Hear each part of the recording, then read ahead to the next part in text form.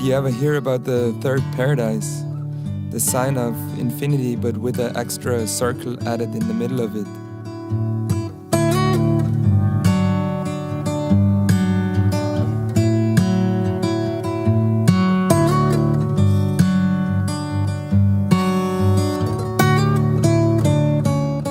What's so special about snowboarding and the mountains that you dedicate your whole life to it?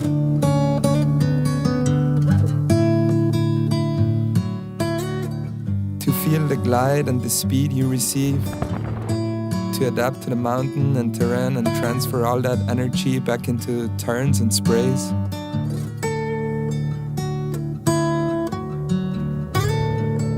Such an awesome game with gravity, to draw your own line into a mountain. And that is what fascinates me about snowboarding so much, that it plays a role in my life in a way that's not about making you a winner, but in a way that is just wonderful. Home sweet home.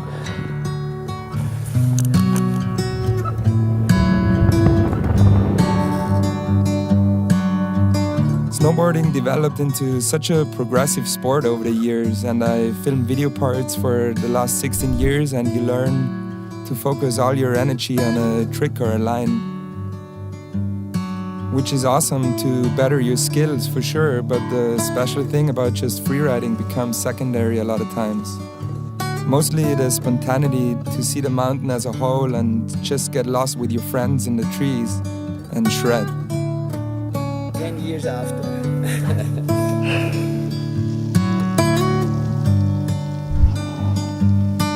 Poor daddy.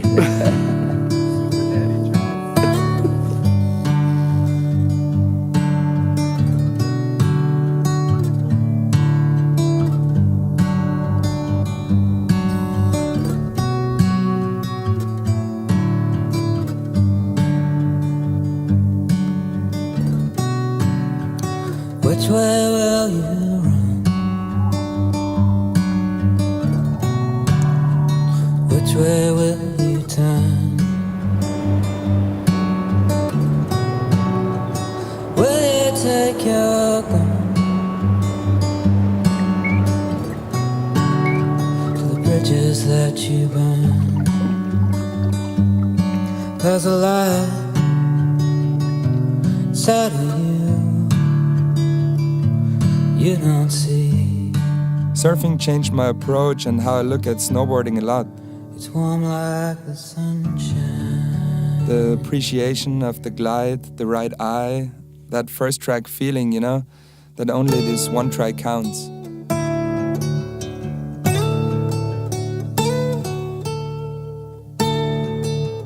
And snowboarding started as surfing powder, and when you look at surfing more closely, you find so many shapes and concepts where it's more about drawing a smooth line rather than doing the most radical trick.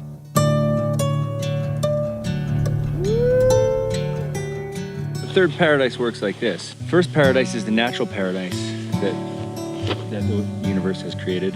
The second paradise is the paradise of modern technology that man has created for himself. And the third paradise is when the first paradise and the second paradise combine to make the third paradise.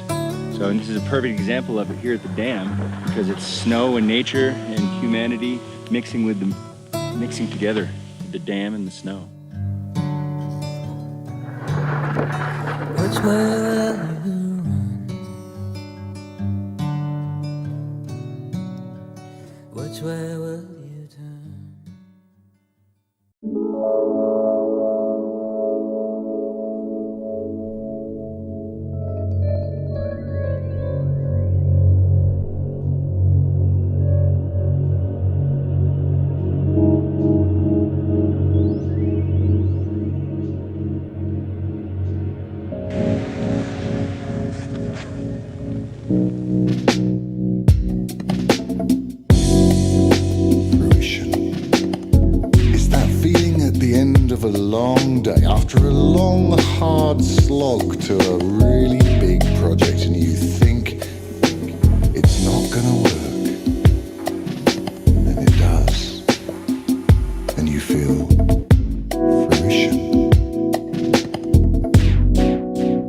It's like an accomplishment, a fulfillment, an achievement, an attainment. It's a realization, actualization, or materialization. It's a pleasurable use or a possession. It's enjoyment or the state of bearing fruit. We started building boards to kind of get that feeling a shaper has. Like the time you wait for the winter, you can think about new shapes and feelings you want to get. Things you never tried before, and bring them to life is something really special. That's why Steve and I started to shape boards which are inspired by fish surfboards, which seemed like the perfect concept to ride bindingless.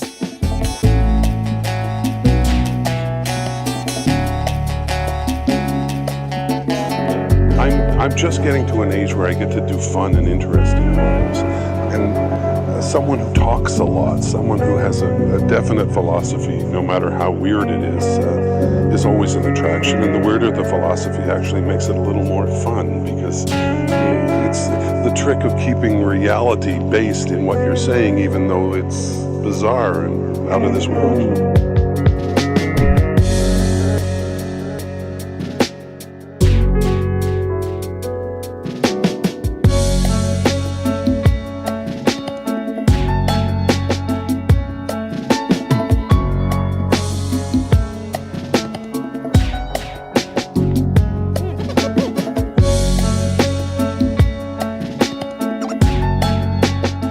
The whole thing is kind of like a time travel to the past, and you can dig out so many shapes which a lot of times were forgotten in surfing and in snowboarding.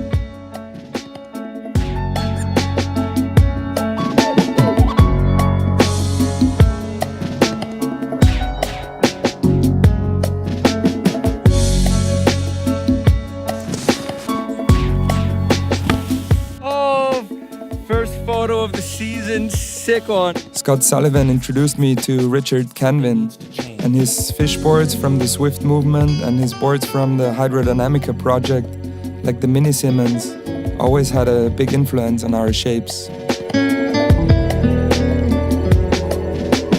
Touch, touch. See, hear, smell, and feel the heavy vibrations. And love. Through Richard, we learned a lot about surfboard design and concepts, which were ahead of their time. The Alaya was always an influential board for us too.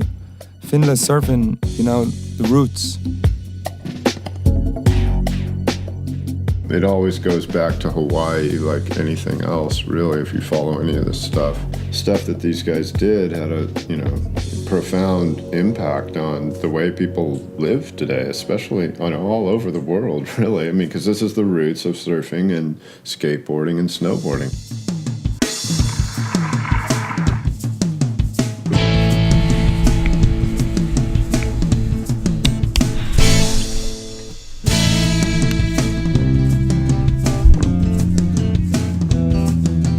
What's interesting about ASMO for us is that not only surfing influenced our boards, but also the big effect skateboarding had over time on our shapes and how we ride those boards.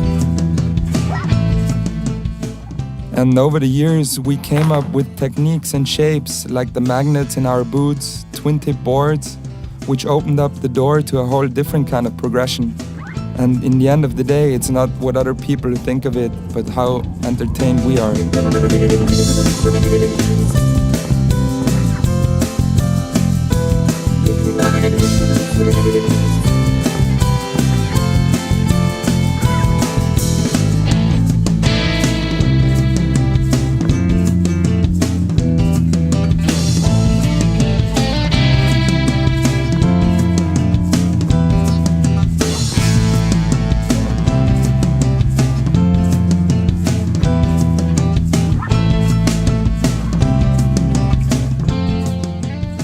To me, it's like taking old ideas and, learning. And Yeah.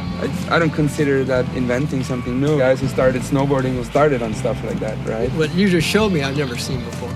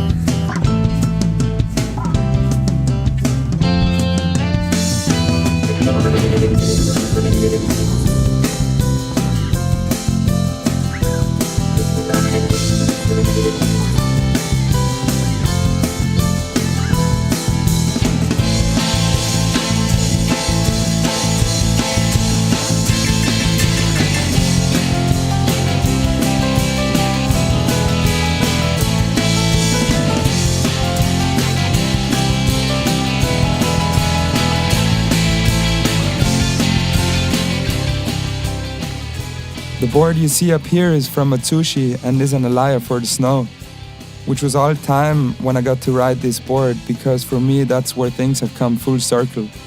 Through this board, surfing, skateboarding and snowboarding started, and here it is in the snow.